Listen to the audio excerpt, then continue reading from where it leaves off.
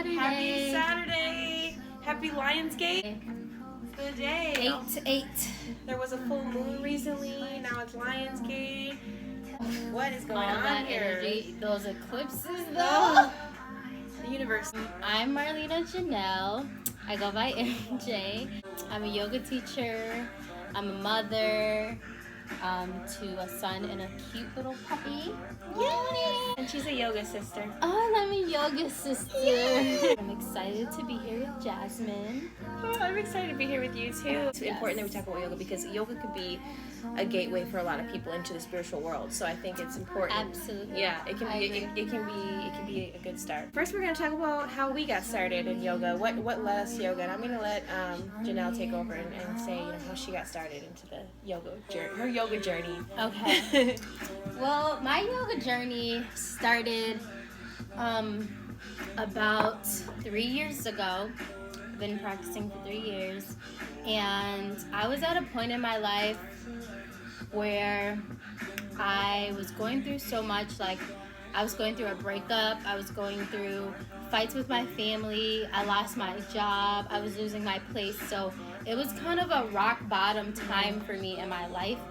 And I followed this yogi, and I seen this. The pose that got me inspired was a scorpion handstand by Sana, who she's great. Her name is Lady Dork on Instagram. Yes. But I seen her doing that, and I just remember thinking, like, wow. So on top of like everything going on in my life, like the only way for me to find peace was to set a sacred space in my living room. Like I threw out all my furniture, like put lights and candles all in my living room, and literally made it a yoga studio for me to practice. And that was the beginning of my yoga journey. That's beautiful. And thank you. Yeah. I can honestly say that yoga saved my life. Yeah.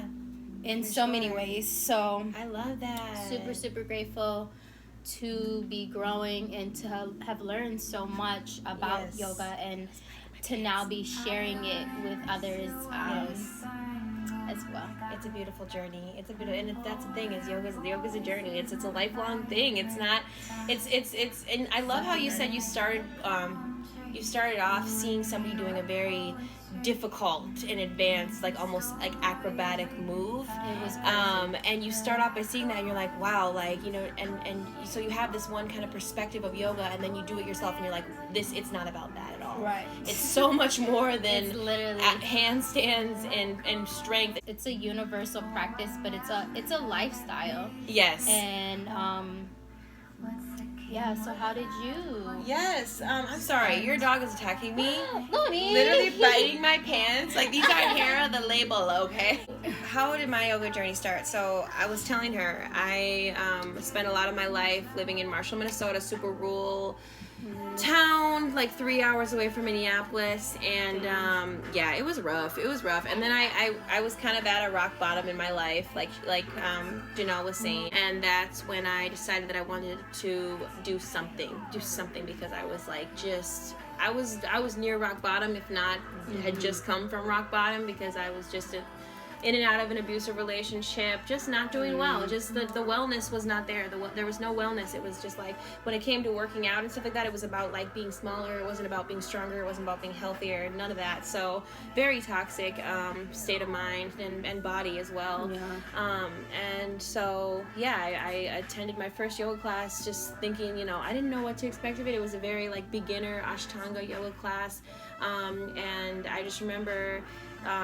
But the teacher was like this super old dude, like super old. He had to be like in his late 60s or 70, and he was amazing at yoga. I mean, I was like shocked at what he could do with his body that I couldn't even think about doing with mine at the age of, what was I had to be like maybe 19 or 20. So yeah, I was probably like 19 or 20. So yeah, it's almost a little over 3 years ago.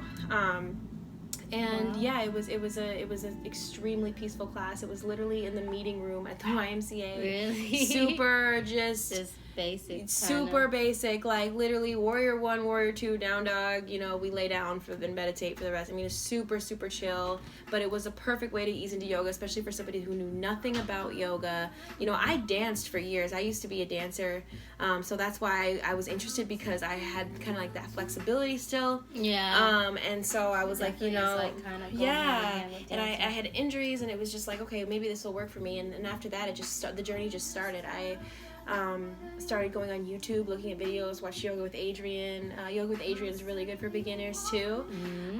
So that was like that was like the very, very beginning. But what really, I would say, ignited my yoga journey and made me want to be a yogi and a yoga teacher would definitely be when I attended my first legit hot vinyasa class. Wow.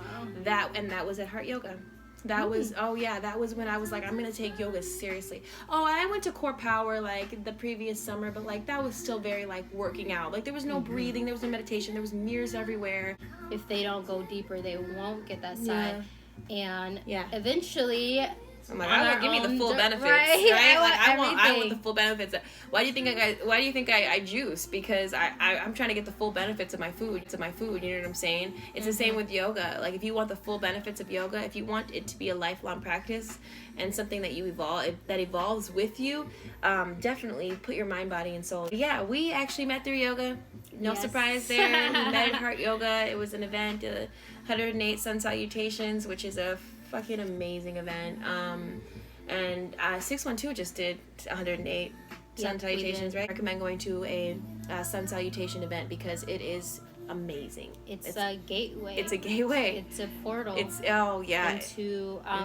they usually do them through seasons. So like the equinox, the solstice. It's like a gateway to clear out the seasons and whatever you need to let go of. Enter with a clear mind and a clear space. It's a beautiful practice. That was my first time going to 108 Sun Salutations. Yes, me too. And I was practicing in front of Jasmine. That is and so all I funny. could think about it was intense, but I can feel her energy.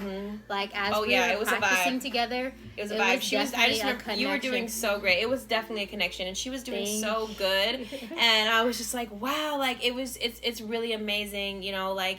And Jason, a teacher who we both know and love, hey Jason, if you're watching this, he introduced us, and because he knew, you know, he knew we would connect. He knew it was going to be a vibe as soon as he knew it. He knew it.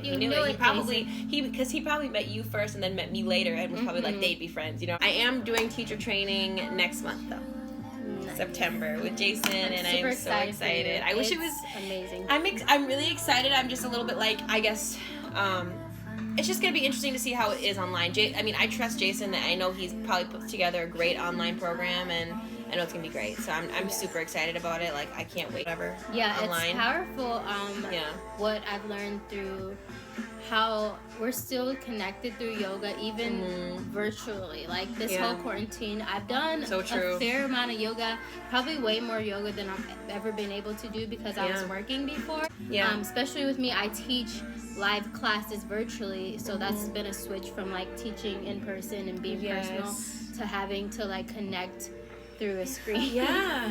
But it's just so that much powerful. But and that's the thing is that these types of lifestyles always adapt, you guys. They always adapt. Like how she was saying, like the yoga community adapted to being online because that's what conscious communities do. They just adapt. They go with the times. Like if you evolve yourself or your physical body and your emotional body and your soul, you will be able to adapt to any environment no matter what. As long as you align yourself, that's all it's about. And yoga is a part of alignment. Yoga's for everybody. And you know why it's for everybody? Because you don't need to be doing the acrobatic stunts. I'll take a pillow. Thank you. You don't need to be doing the acrobatic stunts. You don't need to be doing the handstands. You can lay on your back and it's still considered yoga as long as you breathe. Your eyelashes look so pretty. They're so curly. Yes. They're all natural. All natural.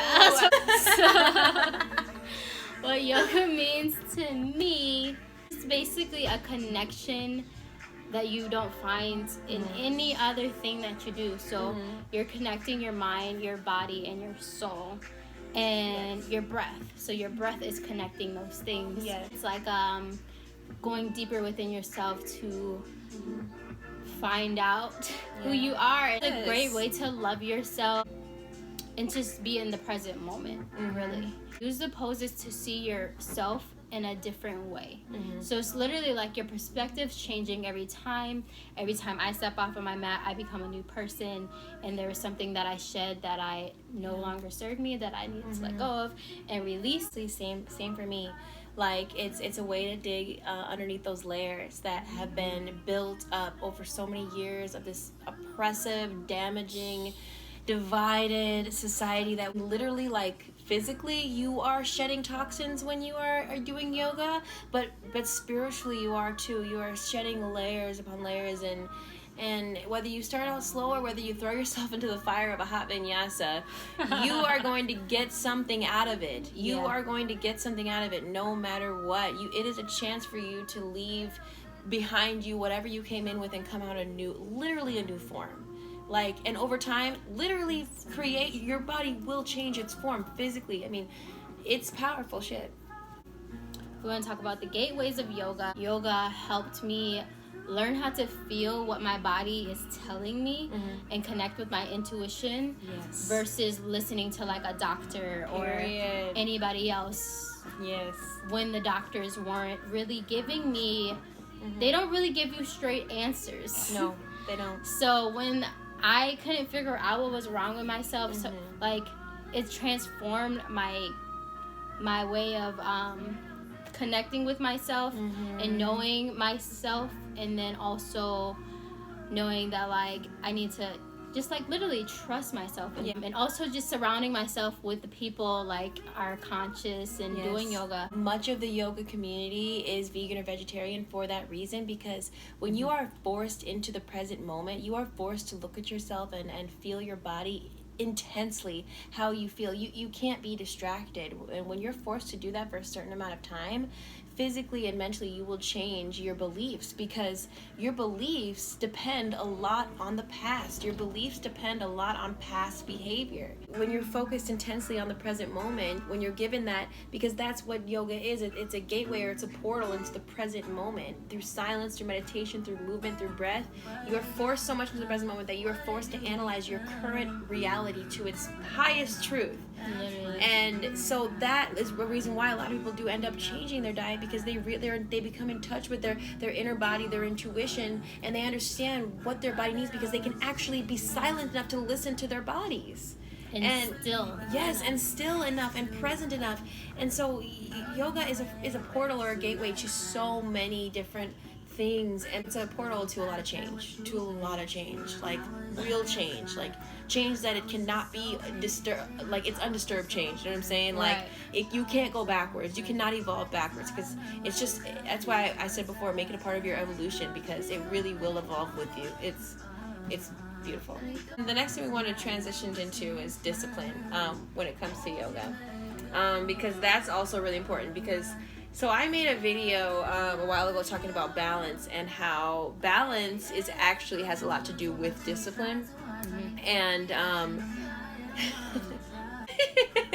he goes, so cute. Can we go to the park when you guys are done? Yes. When it comes to discipline, it has a lot to do with balance. If you want, the thing is that it can't be balance if it's not something that is a part of your routine. If it's something that you just do every once in a while, that is not balance. You know what I'm saying? Like, it has to be something that you discipline yourself enough to stick to, so that it can become a part of your routine, so that you can create that balance. Balance comes after discipline. First things first, you gotta align your morals, your values, and your priorities, and that requires discipline. And so if you want to advance in yoga, and you want yoga to become part of your practice, it is something that you need to do every day for an extended amount of time, at least in the beginning.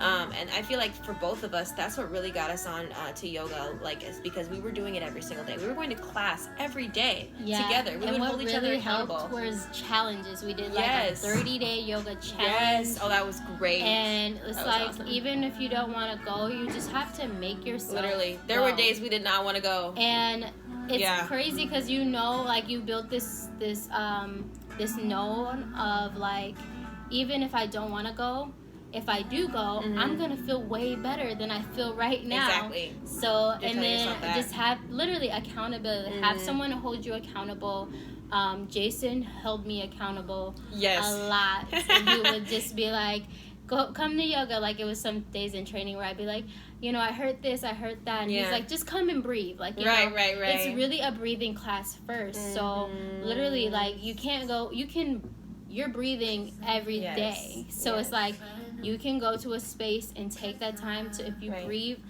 it's like an hour, a whole hour, like, you're still healing yourself. Like, yoga is just definitely a breathing class first. So even if you're not feeling good, if you take time to breathe and meditate, you'll definitely heal, and you'll have a clearer mind.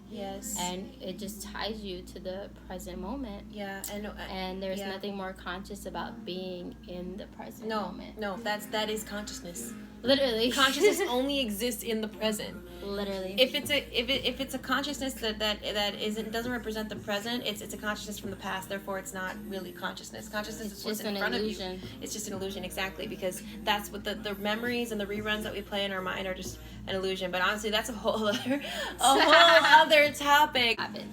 Literally 21 days straight of doing anything it'll become a habit. It'll become a part of your life. Imagine doing 30. Exactly. Imagine doing 30, right? And that's why we add that extra week, because it's like, imagine if you push yourself one more week further, like then it's solid. And that's what I was gonna say.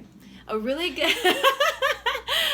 good example of discipline when it comes to getting benefits from a practice is when you want to get benefits. Let's say you want to lose weight, or let's say you want to start eating better. You want to see the benefits of the nutrition that you get from your food. Is it going to happen overnight? Is it going to happen in 2 days, 3 days? No, but in 2 weeks, yes, you'll start to see those benefits. Your digestion will start to get better. You'll start to, you feel lighter, more energetic. You start to get those benefits. And when you get those benefits, that's when you start to get addicted to whatever you're doing. Because the thing is that you have to wait until you see benefits to start incorporating something into your life. People don't see any benefits because they don't go do it more than a day, 2 days, 3 days. And they expect, and then they have, what I would say, the audacity to say, oh, that doesn't work. That doesn't work. Well, how would you know that if you aren't even really... You never spent time. You never spent time. Have that kind of negative mindset where you just want to see benefits immediately. You want that convenience. We were so in this fast-paced, convenient-based society that we live in, where everybody wants it and they want it now. But that's not, when it comes to life journeys, that's just not how it works. It's called a journey for a reason. And there is no end goal. It's really just, the end goal, what I would say, is what you get, how you feel every day when you do what you do. Yeah, the feeling, that's really the reward. That's the reward, exactly. And it comes with hard work. Yoga, I feel like a lot of people hear yoga and yoga's super peaceful, zen, calming, but yoga is hard as fuck. It's hard. And it's not easy. No. And like we said, it takes discipline and it takes hard work. You have to want to work for anything that you have. Exactly. And it just shows in your practice if you are working and if you're, doing it just for surface reasons. Right. And yes, it does. Eventually that's not gonna last, because it's such an internal practice that anything that you have on the surface is going to start breaking down. Yeah. So exactly, you have to allow yourself to be open enough to absorb the lessons and to just be present enough to just get the benefits. You know what I'm saying? Because you can't ask for something and then not be there to receive it. That's not manifestation. Manifestation is asking but also being there to receive it. Ethereal something on Instagram. Do you follow her? I don't know, but she's so beautiful. But she said a really good example of manifestation is when you order a package, but you never show up to receive the package. You just keep ordering the package and you just let somebody else take your package. Meanwhile, other people are getting all the benefits and you're sitting back questioning. Where's my package? It's it's right there, go get it. Everybody else is getting their package. People are getting the benefits that you want. So don't sit back and watch everybody else get it. You go get it too. I mean, honestly. And that's we can do it. You can yes, anyone can do yoga. Yoga is for everybody. It's truly for everybody. It's a universal practice, and absolutely. It's not just a religious practice. No, at all. It's definitely a universal practice of love is how I kind of describe it. Oh, that's great. And that's it. If you can love, you can practice. Exactly. We all need love. We all need love. That's what we need to do. We need to do everything with love. And Literally. Yoga is so pure. Like just the practice of yoga itself is so freaking pure. It's such a moral standard too. Like, I swear it makes you a better person. It really does. It really does make you a better person. And we are the product of that. Yes. So okay. I think the next thing we want to talk about is rituals, involving yoga with rituals, and how that could be really, really helpful in expanding your practice and kind of making a bridge between the physical and the spiritual world, and really connecting your practice with the spiritual world. Recently, I had a full moon ritual. I was pretty much, Victor was there too. We were meditating, and we had all our crystals out and our candles, and the full moon was out. We couldn't see it actually because it was behind clouds. I don't know if you had that experience. But no, I've seen it. You saw it? I was so lucky. Beautiful. See, it's so different when like the moon is like shining on you, but yeah, just like taking those deep breaths and really connecting with the energy of the planets while you're practicing. And mind you, practicing doesn't mean, being in poses or necessarily like hard poses. It can just mean like literally sitting in lotus and like literally just having your back straight and meditating. Like, that's yoga too. So even just doing a meditation ritual is the same thing. It's the same thing, honestly. What do you do for your ritual? What's your go-to? My go-to ritual would have to be a bath ritual. A bath is definitely a ritual, and what I do, I light a candle. I probably put some sage and things in it for intentions. Yeah. And then I put crystals around my bath, and then I get my bath salts and usually any salt that I have, I sage it and then put intentions into the salt. And then I literally take a bath. I play my sound music and my healing frequencies, you gotta have whatever that. I want to play. You gotta have that frequency. And literally water is so healing that like taking a healing bath is definitely a ritual, and it's my favorite thing. I do it on every full moon and every new moon. You got to, for sure. You got to. And then like things like the Lion's Gate. I'm gonna do one tonight. Yes. And just like candle magic, just setting an intention and burning a candle and writing meditating things down. Yes. And writing things down and writing down what no longer serves you. Yes, we did that. Oh, that was powerful. I got that from you actually, because you did that in your I think you did that in your new moon. It was a full moon. Oh, was it a full moon? I remember you invited Sagittarius. Was it Sagittarius or Scorpio? I thought it was Scorpio. It was one of those. Oh, it was one of those. Maybe you did both, but I remember you invited me to one. But and you wrote down all the things that didn't serve you, or that you wanted to, or maybe the things that you wanted to let go of, or whatever. And we did the same, and that was healing. That was really, like, it really made me just feel like, you know what? I don't care if people like me. I don't care what people think. I am on a set path, and I am headed straight forward, and that's how it made me feel. It just made me feel so reaffirmed and so just like, I love it. Yes, I'm a fire sign, we all need rituals, you guys. Like, our ancestors were doing rituals. You can make up your own ritual. Like, oh my God, there's so many out there, you guys. There's books. You can go on Tumblr. Tumblr is like witch. There's literally something called #witchblur, and that there. Really? I mean, oh my gosh, yes. You should get a Tumblr just for the witch community. I have a Tumblr, but I haven't been on it in a while. If you search the witch hashtag, like there's witchblur, there's baby witch, like oh my God, and like there's countless rituals you can do, and like spells, and they're transformational. I think that's it for the video today. Yes. Thank you guys. Nice. Yes, thank you guys so much for watching. Honestly, try to get some yoga into your life. That's pretty much the whole point of this video. Just try to incorporate some yoga into your life, and definitely it'll improve your quality of life for sure. So. For sure. Yes. Thanks for watching, guys. Thank Have a good you. day wherever you are. Love Thank you so all. much. Love you. Love you. Love you. Mwah.